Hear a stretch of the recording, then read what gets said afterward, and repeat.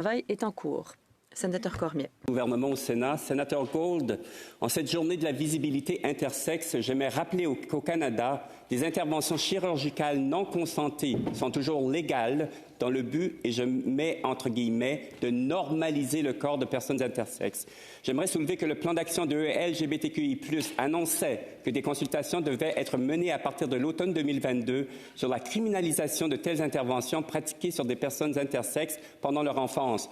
En avril dernier, j'ai rappelé cet engagement à l'attention du gouvernement fédéral en vous posant une question qui demeure toujours sans réponse, à savoir à quel moment ces consultations seraient-elles lancées. Sénateur Gould, j'aimerais réitérer ma question et vous demander précisément quel est l'échéancier du gouvernement fédéral dans ce dossier. Sénateur Gould. Merci pour votre question. C'est très important. Merci aussi pour votre travail continu en défense des communautés de LGBTQI+. Je me suis renseigné auprès du gouvernement, chers collègues, mais malheureusement, je n'ai pas encore reçu de nouvelles.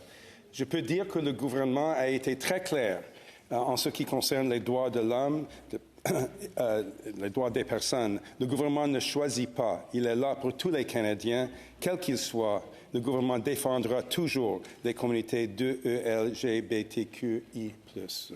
Sénateur Cormier. Oui, merci, monsieur le sénateur, honorable sénateur Gould. C'est une question de santé, vous comprendrez que c'est urgent. Mardi, le 17 octobre, 10 sénateurs ont pris la parole dans cette enceinte afin de dénoncer l'augmentation de la haine envers les communautés de LGBTQI+, et particulièrement envers la population trans. La majorité a exhorté le gouvernement à aller de l'avant avec l'élaboration du plan d'action national de lutte contre la haine, tel qu'annoncé dans le budget fédéral 2023. À quel moment, sénateur Gould, ce plan d'action sera-t-il enfin déposé? Merci, chers collègues.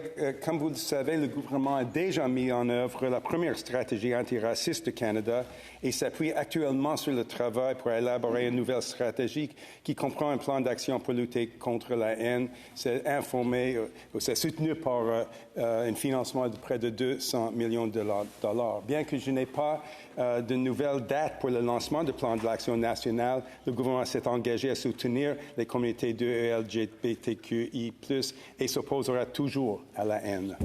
Sénateur Dagenet.